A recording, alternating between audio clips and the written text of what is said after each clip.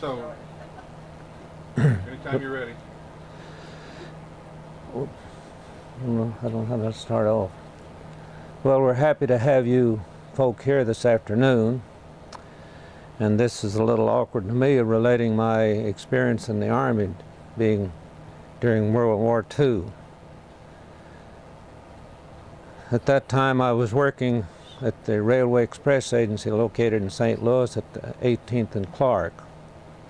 I'd been working there several months and hadn't worked there very long till someone out there, till I got married a beautiful young lady, Wilma Marler. She lived at Leadwood then, and went on working the Railway Express Agent.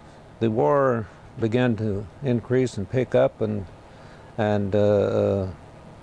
people, young men, were being drafted into the Army. Well, of course, I had to register, and I remember where I went to register down at Jefferson Barracks, and then later, when I was called into service, I was inducted in the Army at Jefferson Barracks. We lived in South St. Louis at that time at 6609 Idaho, and I was to go down there for be inducted in the Army. And incidentally, my name is Herbert B. Wiley. I was raised at just out of Belgrade, Missouri, 2 miles out of Belgrade, Missouri, and lived on the farm there until I went to St. Louis to work in this particular job. In the meantime, I was courting this beautiful young lady, Wilma Marler, lived in Leadwood. So we, without much notice, we decided to get married. Well, I guess it's a good thing we did, because I would have been inducted in the Army right away. But it went on, the Army went on, the war went on for a year or two, and of course it came my time to be inducted in the Army, and I chose to go because I didn't take a, what do you call it, when you don't have to go, you take a, can't think what it was. But anyway, I decided if this was our war and we were inducted in it, and I was a citizen of the United States of America, I enjoyed living here, appreciated our country, and we had, I thought it was worth fighting for. So I went on and went in the Army, was inducted in the Army. Well, I was sent down to Camp Hood, Texas, for basic training, for 9 weeks of training. And of course that was, went down in February and came back then in June, I believe, and for a 3-week stay, I believe, at home, and then was to be shipped out overseas. Well, I didn't know where we were going. We were in war with Japan and Germany both at that time, but they chose to send me to Germany. We didn't know it then, but they were going to make that invasion, and which they did. And I didn't get over there in time for the invasion, but I got over there shortly after. I left, shipped out from Boston, Massachusetts, and it took us 7 days to cross the Atlantic. We went over to Scotland, landed over there, and then went from training down across England and to Southampton, then across the Channel to France, or Germany. We landed in Germany. The war was moving on then toward Paris, France. Well, we were being replacees, taking place of those that were wounded. And we followed close behind them, and then the war kind of slacked up a little bit, and then it took a new hold about the time before they got just the German, or the Siegfried Line. The unit that I joined had just been part way through the Siegfried line, and they were getting low on fuel and ammunition, and they didn't want to get through there. They're afraid they couldn't get back out, and they were slow getting fuel to and ammunition to them, supplies to them. So I was placed in the 5th Armored Division to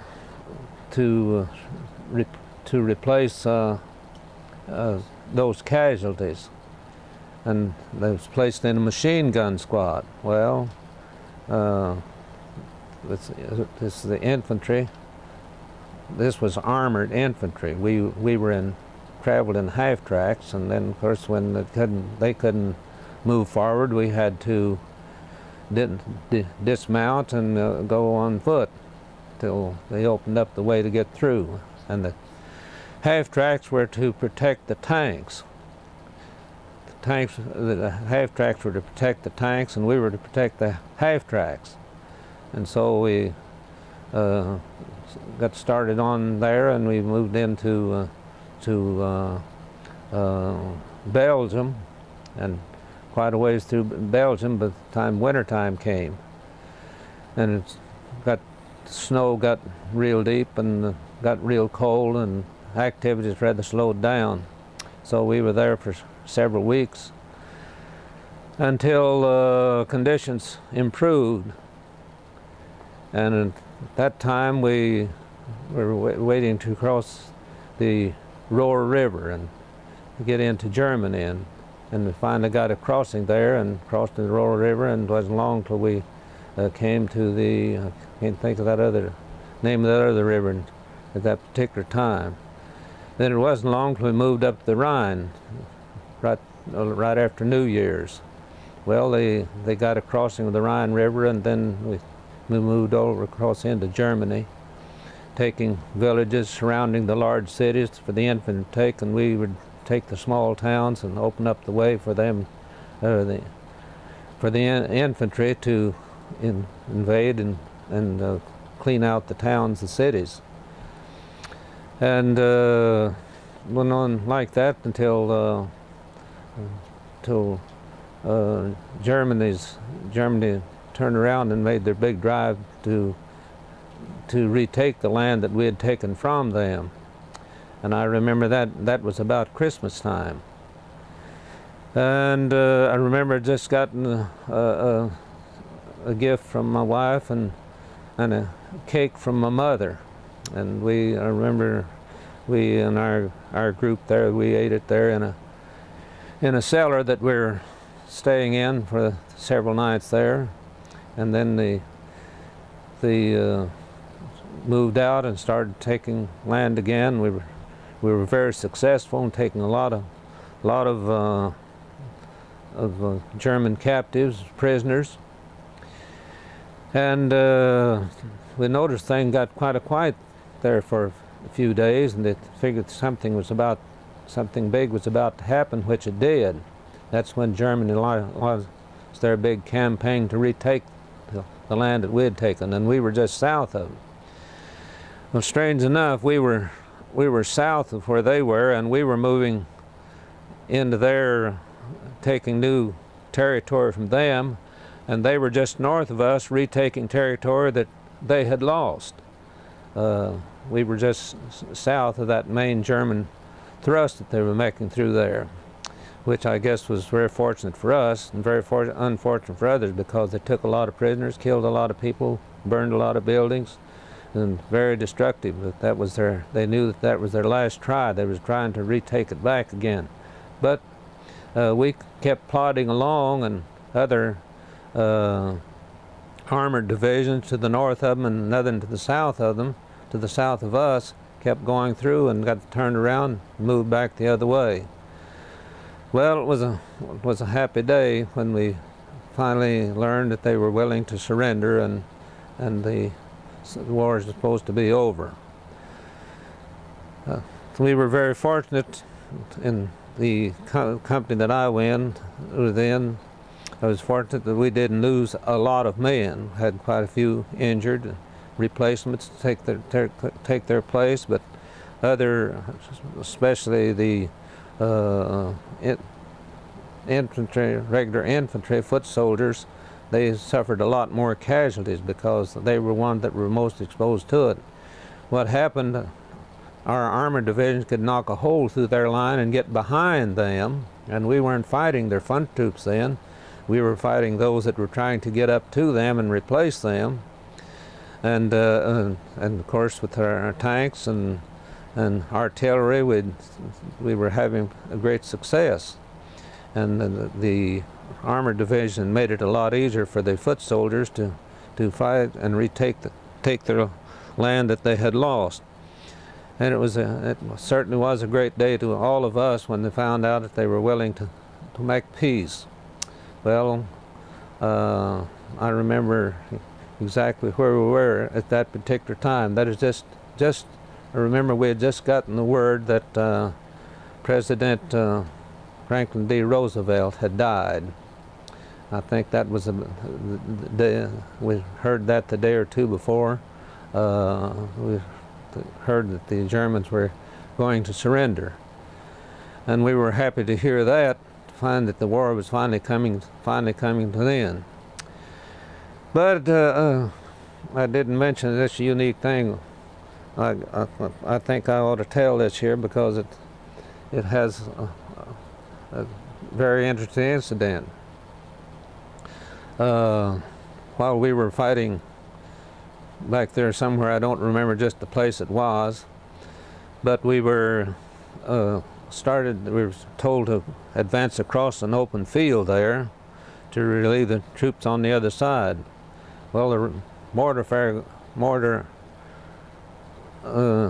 mortars got coming in so fast and so destructive that we were ordered to stop there, and then and just before they were ordered to stop, I remember I was second behind a fellow. I don't know whether I should tell this or not, but he had a hard time of getting along with me there. He was one of these fellows from up in Boston, no, New Jersey way, and I guess he didn't like the way I talked, and the way he talked was altogether different to the way back here in Missouri we talk. So he was always making some kind of slighting remarks to me and bordered on insults. And I didn't appreciate that, and finally come to the point I decided I was going to have to do something about it. So that night I went and got in my tent to go to sleep, and I told the Lord, I said, Lord, I can't go on this much longer, the way this man berates me and insults me and humiliates right before the other man. And I was a pretty husky young man then. And of course he was up New Jersey way, and he was supposed to do the way that they did in New Jersey. Well, to me that was New Jersey. So the Lord seemed to say that I'll take care of it. Don't worry about it. So I left it up to him, and he knows either that day or a few days after that, I don't remember where we were going across the field there that I just mentioned, where the mortar fire was heavy and we could hear them exploding, and as they exploded, you could hear the fragments. If they were small, they'd make a buzzing, humming sound. If they were larger, they made kind of a splattering sound. And we heard one coming right toward us, and we all fell down to the ground, and just as we did, I heard it hit evidently one of our soldiers. And it happened to be the second one in front of me. And incidentally, when I hit the ground there, my helmet came off, and I hit the edge of my helmet with the nose right across my nose across there, and cut a place across on my face, on my nose. And I got up and looked around. By this fellow here that had always been insulting me, he was a second in front of me, and it hit him right in the side, tore a big place in his side, and he was unconscious. And so our officer, commanding officer, told us that we had orders to pull back immediately. And I asked him if he was going to leave, and I called this fellow's name there and said yes. Said the medics will pick him up. Well, we went back, And in not too long, hour or so, we got orders to go back that way again, and I asked the officer if I could go see about this fella that was wounded, and he said, yes, take someone with you, and I took a young fellow with me, and we went over there and we found him. Well, he had regained consciousness, and he looked up at me, and he called my name, called my last name, and he was just as kind and considerate about it as such as he had never been before. So we had taken a litter across there to carry him back where there was what they called a weasel was sent out to pick up casualties, wounded men, and carry them back, and we put him on that and carried him over to where that weasel was, and that was the last I saw of him. But that was the most trouble I had with any particular one in the Army. Well, we went on like that, and then we got started to cross Germany, and we surrounded towns and cut them off, their supplies off, and for them getting recruits to help them, and of course the war moved on at a faster pace, and it wasn't but a few weeks till the war was over. Well, it was a great day for us when the war was over. Certainly, we could hardly believe it. And one reason I told this incident about picking this fella up and getting the wound across my nose there by my own helmet, the ones that got to go home first, it was by the point system. And I like 3 points of having enough. But if I'd gone on as wounded as would, and the officer classified me as being wounded and wanted to recognize the fact that I had been wounded in service, it counted that 3 points. So that 3 points that I lost there, it kept me over there in Germany, or over there in Europe, 6 more months, because of the loss of so many, and I was glad to get out of the machine gun squad. They asked me if I'd rather take squad leadership in a rifle squad or in the machine gun, or take the full charge in a machine gun squad. And I said, I'll be an assistant squad leader in a rifle squad rather than being a regular squad leader in a machine gun squad. I'd had enough of that. 2 different times, shrapnel had hit our machine gun and put it out of orders where it wasn't in use. So I didn't think, and besides, where they began to find out where the machine gun was, they always directed more fire on them than anywhere else, but they wanted to get rid of the ones that had the machine gun. So I was glad to get in a rifle squad, and I led a rifle squad on through the war was over. And then I was later traded, when the 5th Armored Division came home, they transferred me into the 2nd Armored Division, and with the same commission of being a staff sergeant, and had an opportunity. Well, I did act as first sergeant for a month or so there, and they wanted me to raise me to being a first sergeant, but I didn't want it. I didn't want any. In fact, I didn't like leadership at all. It's always too much trouble, and especially after the war was over, then they began to send these young men over there as recruits, and they thought about the only thing they were over there to do was to drink German schnapps and court the German girls.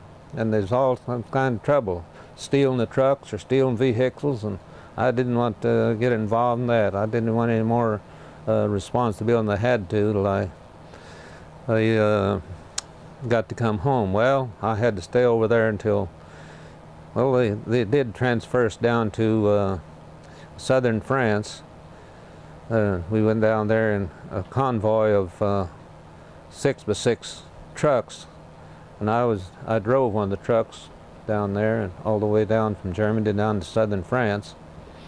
And we had to wait there. They didn't have ships enough to send us home. Was told us to probably be there 6 weeks or maybe 2 months. We were in a camp there, and it was rain down there, and it was muddy down there, and the mud was all about shoe top deep about all the time while we were there. And I guess I shouldn't tell this, but I'm going to anything. It sounds kind of funny. But I kind of steered clear, and I didn't have any responsibility. I would just go along, and I was still a staff sergeant, and I didn't have to do any of the chores around there, or pull any duty or any guard duty or anything, and I felt like I was pretty fortunate. So we stayed in a big tent down there, and just as muddy as I said it would.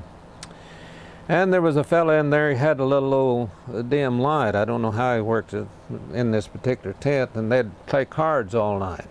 And it didn't bother me. I'd just go down to the other tent and go to sleep and sleep all night, but they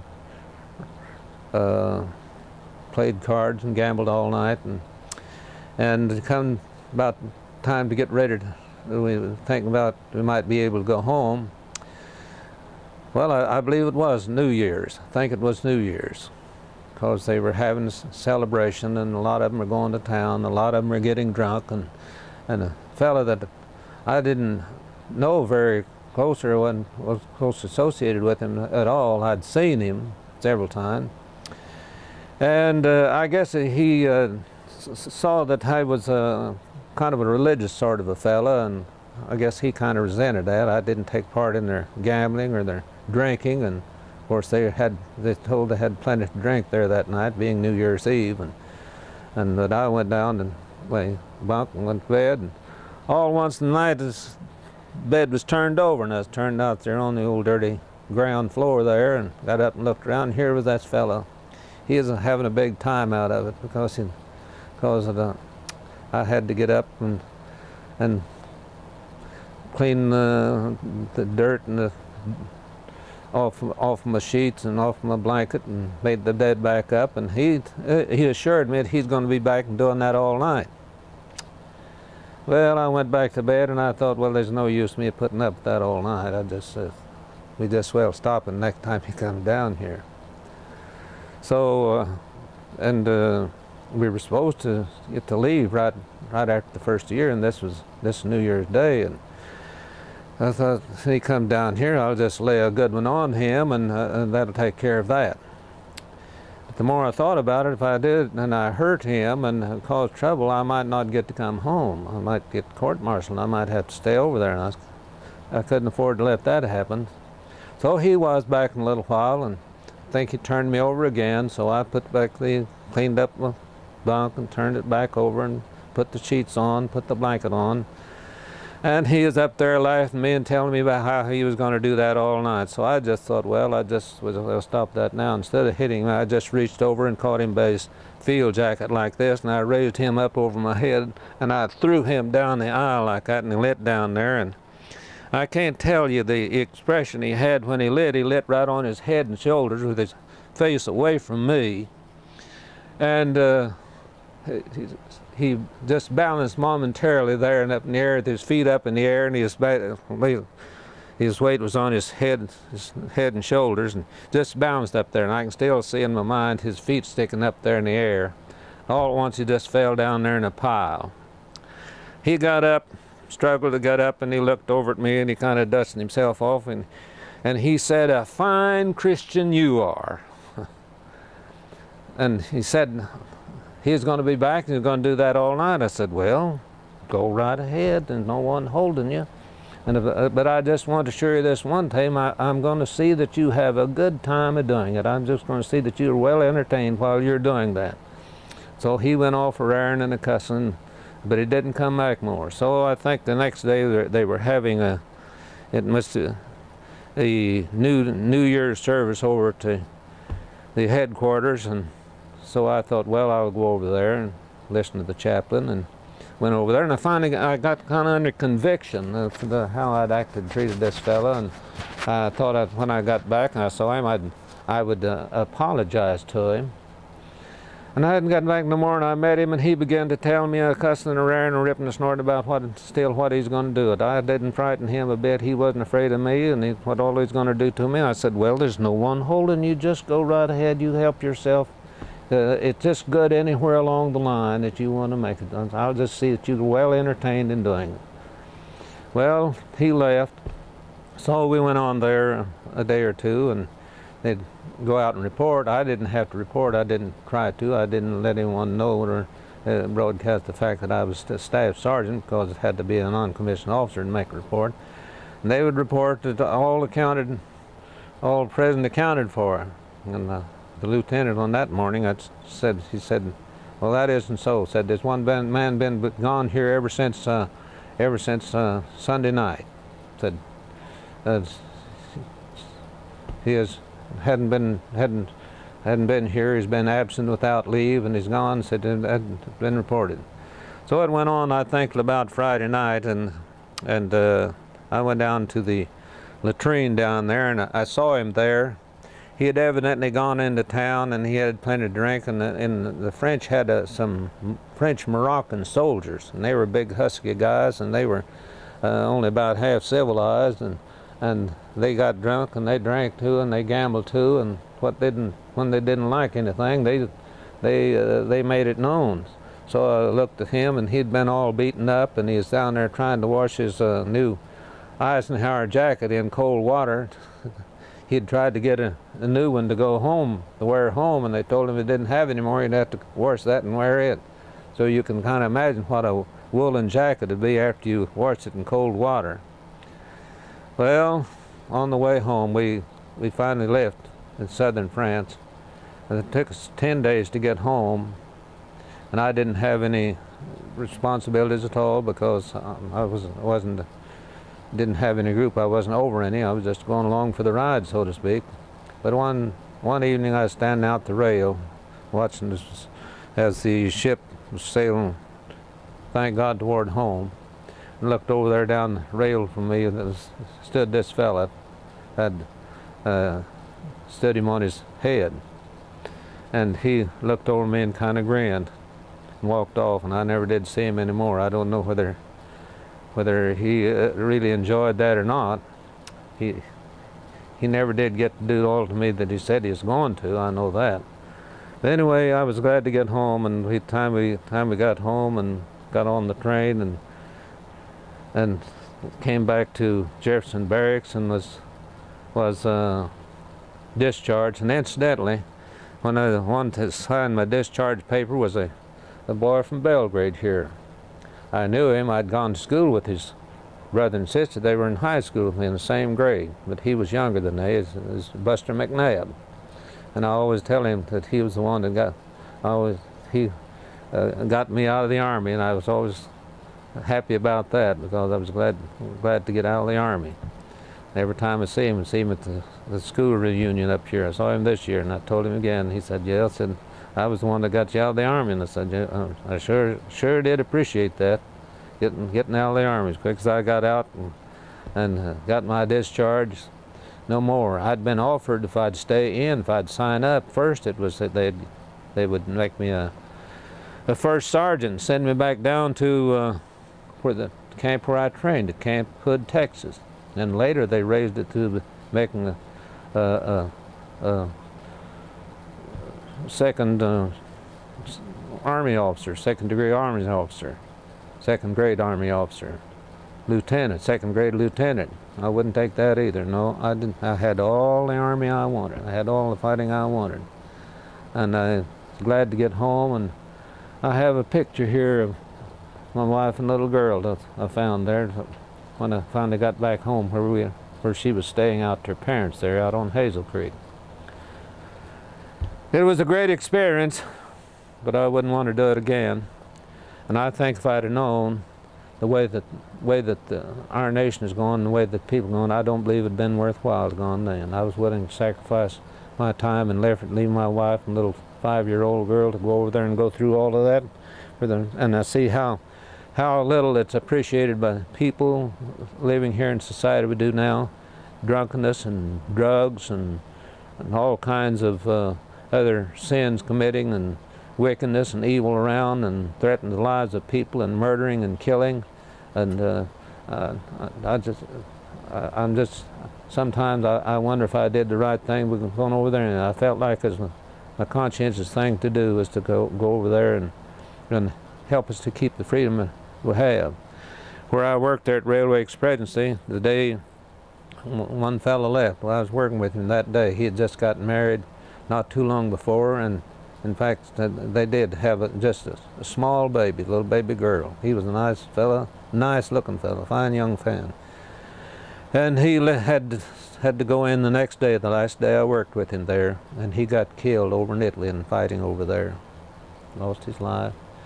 Went back there and went back to work at the express company. One fellow put me to work with, a fellow he'd went in the Army after I did, and he stepped on a mine, tore up his face, had it all patched up and sewed up and scarred up.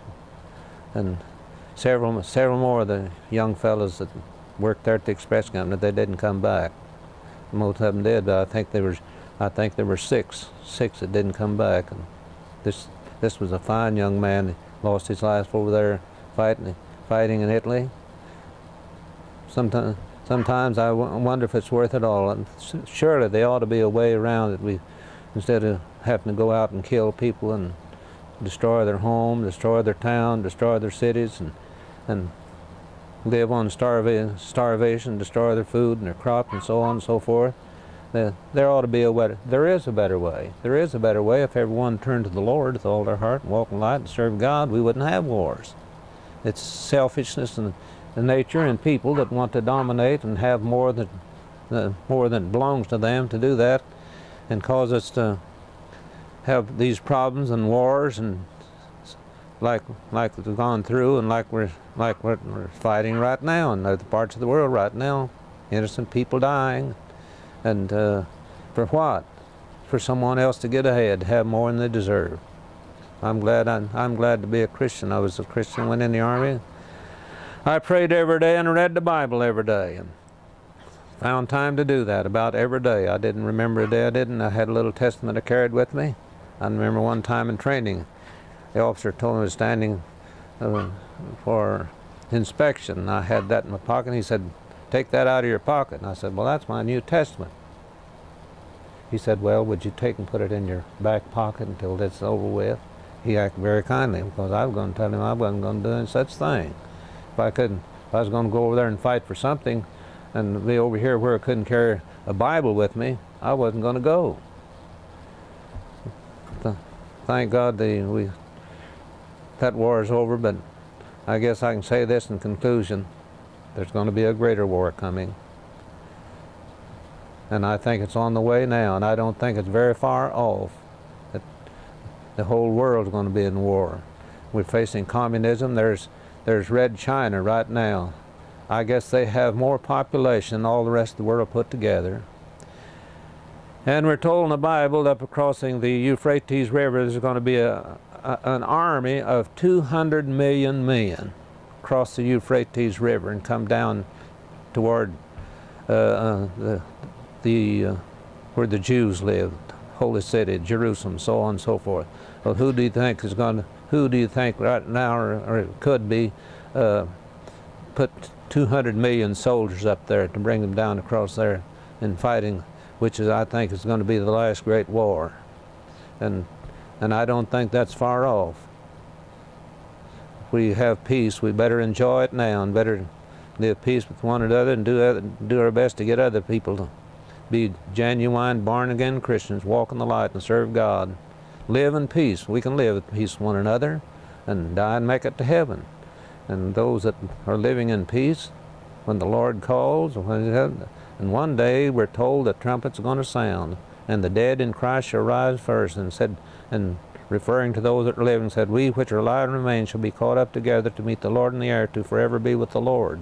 And I don't think that's far off. It's just, I wouldn't say years, just a few years ahead, if it's that much, maybe just down to months, the way things are happening now. So everyone ought to be living so that they can meet the Lord in peace. When the trumpet calls, they'll be chained and caught up together to meet the Lord in the air, to forever be with the Lord. All the wars are over. Praise God.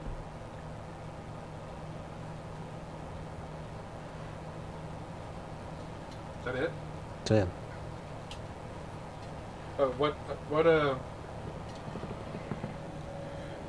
When you're over by the sacred line, who's your What division were you with? The 5th Armored Division. And They were with the 1st Army. who was the general? They Oh, were First Army? uh-huh. I can't think of his name right now. The general of the 1st Army. Okay.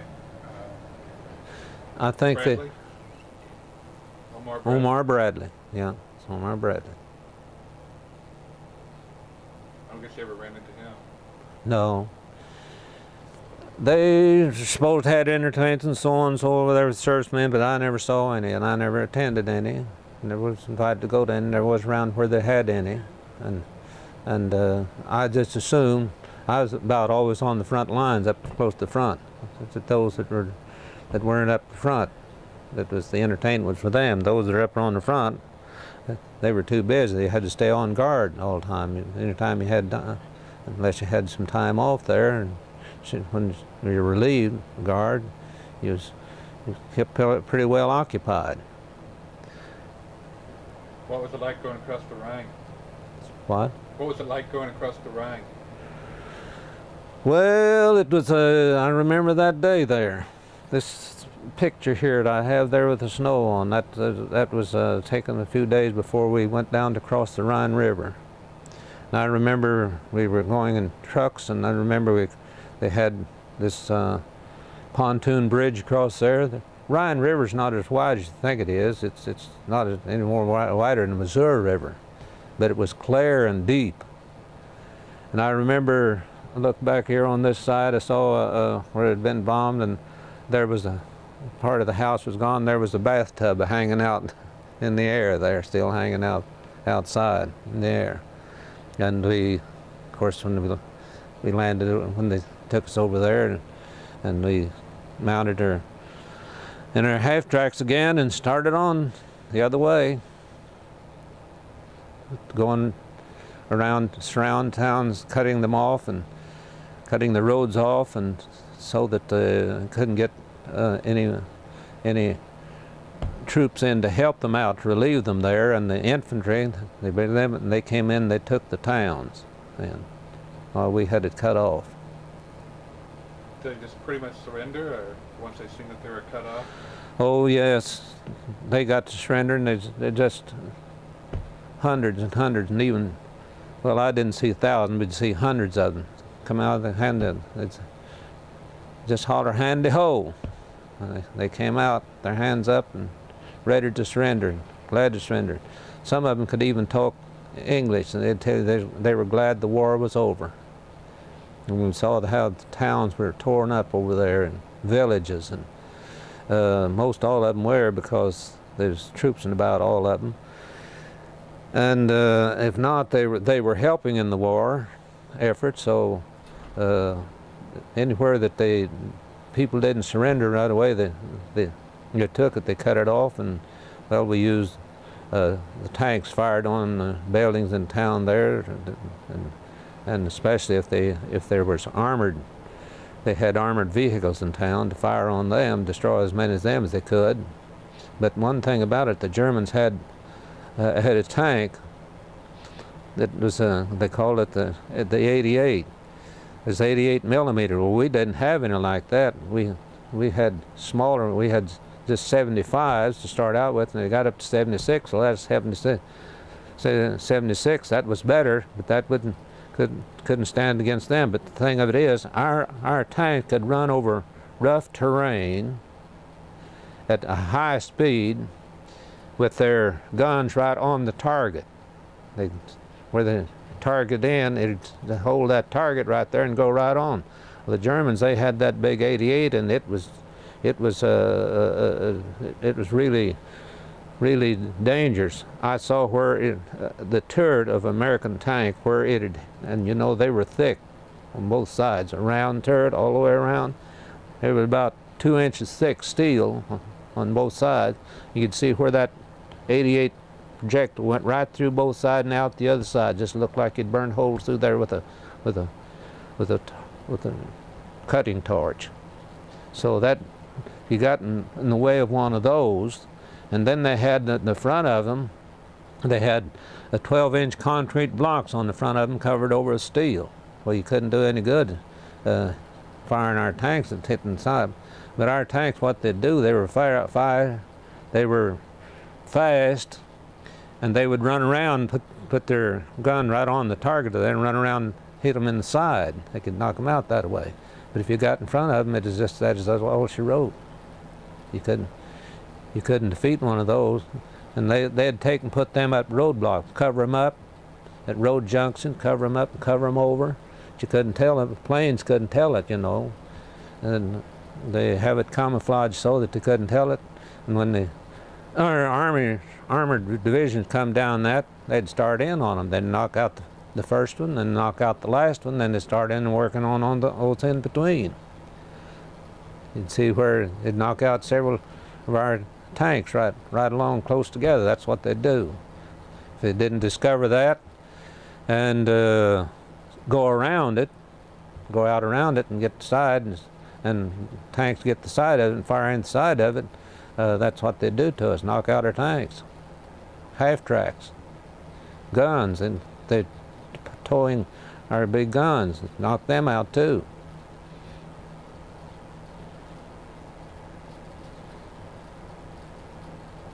And were you in the Ardennes?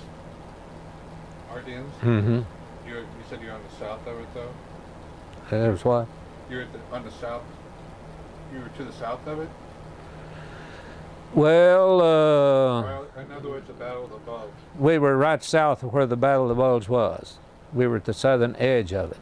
The main force went on by us, but we were fighting the south side of the south edge of it and knocking them out. And when they could, they'd cut across in between them, someone doing the other side and cut all those their equipment, tanks and half-tracks and whatever they had up there, jeeps, and the men off there, and they had to surrender. They couldn't get back. They'd find them trying to get back, throw everything down, their weapons back, trying to get back behind the lines. Well, they'd cut them off and capture them.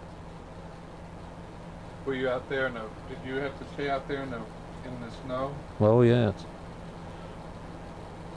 Slept in the snow and fought in the snow. And Now, how'd you sleep in the snow? well, you just You couldn't build a fire or anything. oh no, you just wrapped up in your shelter half and the blanket. Get what sleep you could. Or if you're far enough behind, you could put up your shelter half with another fellow, and take two of them and get in there and dig a hole down in the ground, clean the snow off and dig a hole down. Then it wasn't too bad. Wasn't pleasant, but if you were tired and sleepy, it helped. I can't imagine that. Oh, people don't know what people over there went through with, and even the Germans, how they had to suffer when the Americans and especially English and French got started in through them. They made slaves out of them, made them get the food for them, bring it in, so on and so forth. Go out and get it. Just shoot the cattle out in the field and butcher them there, what they could. When they was lucky enough to find them like that. I never did eat any horse meat, but others did.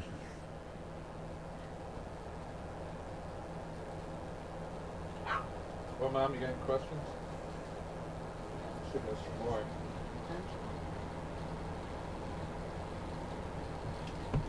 So you were with the First Army, Mm-hmm. Fifth Armored Division. Fifth Armored Division. Mm-hmm. It was really a good division. It was one of the smaller ones. The First Armored and the Second Armored, they were larger divisions, big ones. But they cut these down, started making the Third Armored, is that Patton? Mm-hmm. He's Patton, Third Army. Fifth, was that Mark Clark? No, we were, what to tell you a while ago. Well, it's Bradley, but yeah. Maybe. No, we stayed at the First Army all the time. with the 5th Armored Division with the 1st Army.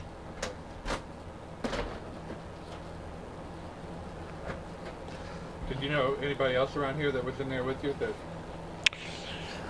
Well, yes. I got a good one to tell you. Fellow lived right over the hill here, and I went to high school with him in 9th grade. Calvin Brooks. And he was in 9th grade. We were in 9th grade together down there. We used to play baseball together. We used to ride horses together. He had a horse and I had a horse, or my grandmother's horse. And I didn't know what had happened to him. In fact, he was a great uncle. You know, this Brooke girl got killed down in Fredericktown, murdered, and never did find her. He was a great uncle of hers. It was his nephew's daughter. And I didn't know what had happened to him. He didn't go anymore in high school, and in fact, I worked with him. He got a dump truck, and I went down with him to St. Genevieve down there, out of St. Genevieve, to haul gravel. And he went ahead and driving the gravel truck, and I didn't know what had happened to him. After, well, say from 44 on, 43, probably 42 or 43. Long in there. I didn't know what had happened to him. And so over there, we'd gone through around the town.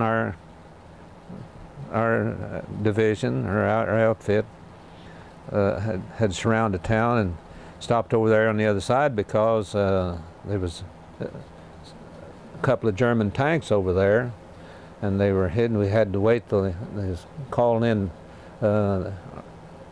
planes to try to knock them out. In fact, they'd knocked out one of them. They was going down over there, and they had they'd even dig holes down in the ground, put them down in the ground, just leave it up high enough, then cover that up with, you know, you couldn't tell it, just with, what do you call this, they used to cover up things with, Herbert. Oh, can't think of the name of it. Nets like that, and it knocked one of our tanks out, and it was on the road down there, and we couldn't go on any farther until they got that tank out, and they couldn't get it out as long as that German tank was hid over there buried, firing on them. So they called our planes in on them, and while they were coming, officer, and we just got a new company commander there, and officer, and he had told me, he said the little town that would come through, said, and he thought that our infantry had come through and they were firing on us. He said, our men are firing on us. I said, you go back up there and tell them to quit firing on us. They're firing on us, he thought, with machine guns, 30 caliber and rifle fire. So I walked back up there at the edge of town, went in down First Street. I got there, looked around. There's a row of houses there in the street there, and and just down at the end of the street, I couldn't see no one houses, no one out. Looked down at the end of the street, and it wasn't a long street, and I saw a German tank had been knocked out down there. And about that time, 6 German soldiers came out of a house. Well, they sent a boy out. See, they taught their children English over there in schools, and they can speak English pretty good. And there's a boy about 11 or 12 years old came out there, and to me, and he said that, told me that German soldiers in there, they wanted to surrender. Well, here I was up there by myself, and what was I to do? But I was afraid to leave them there and them armed. That I'd probably get shot before I left. So I said, go back and tell them to come out.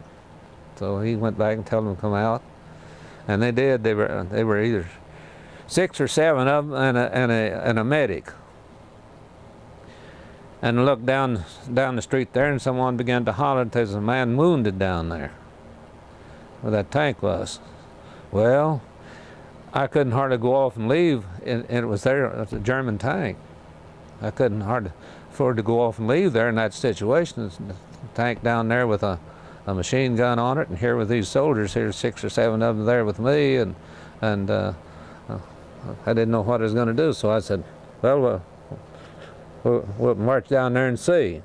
And so this boy told him, and I marched him down there. I didn't even have opportunity to even search them. They might have had handguns on them, but I couldn't go searching one and get shot in the back by another one. So I took them down there, and there was a German wounded down there. And I didn't know what I was going to do, how I was going to get out of this, but I looked down to the right of us down here, and here come American column down, tanks and half-tracks down across there. Nothing very far away, about maybe 200 yards. And I noticed out of the corner of my eye while I was watching these fellows, well, I told this German medic to go over there and treat that man, see if he could help this fellow that was wounded. And he did, and the others standing there. Well, I had to watch them, and just the corner of my eye, I saw 2 American soldiers coming walking down to my left of them and to the right. And I didn't have time to look and see who they were or anything. And I noticed when they got up close, one of them said, "You keep them covered," and said, I'll shake these down. And the voice sounded familiar, and turned around as a boy that lived right across here, and we used to play together and go to school together, Calvin Brooks. And he was in the same division I was in, but he was in A Company and I was in C Company. And I was sure glad to see him. And he told me that he had been in the Army, and he's in there long enough. He'd worked up to be, he was a commander no, he was over their mechanics. I don't know what they call them now, but the mechanics took care of the tanks and the half-tracks and so on, the Jeeps. He was in A Company, and that's what they did. And I did see him once more before we left over there. For our commanding general, where they had, I guess we'd call it a party for him. I don't know what all they did, but we went there, and that's the last time I saw him there. I never did see him anymore. He came back, and I think he got out of the service, and he lived in Chicago, but I heard not too many years ago that he died. So he was the only one that I saw that I really knew. I was sure glad to see him. I bet.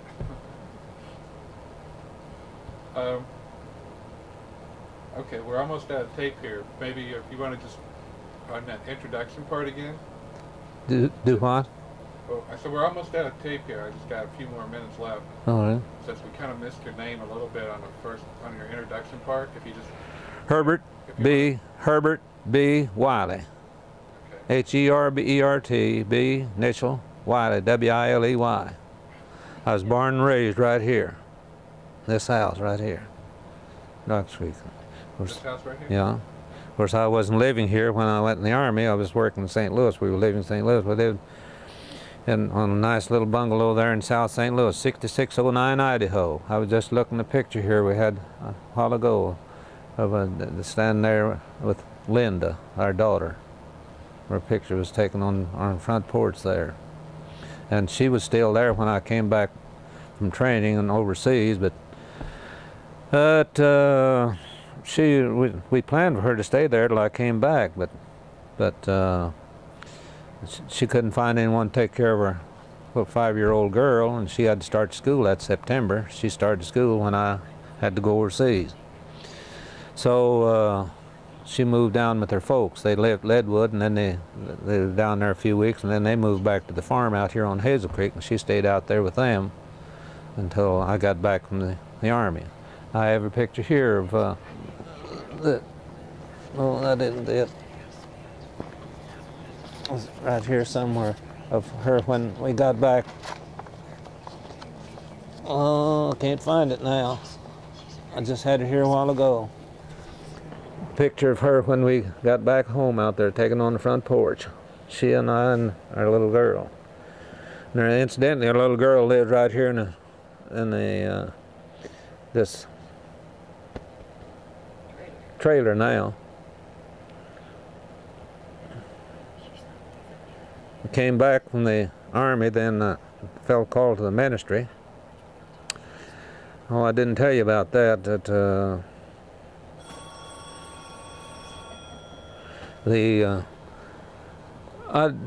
Lord kind of been talking to me about going into the ministry. Well, I really didn't want to. I didn't feel qualified to, and I didn't feel like that I was a person for it. And he kept putting the pressure on. And I remember right over there, just they started the Battle of the Bulge. I remember right where we were.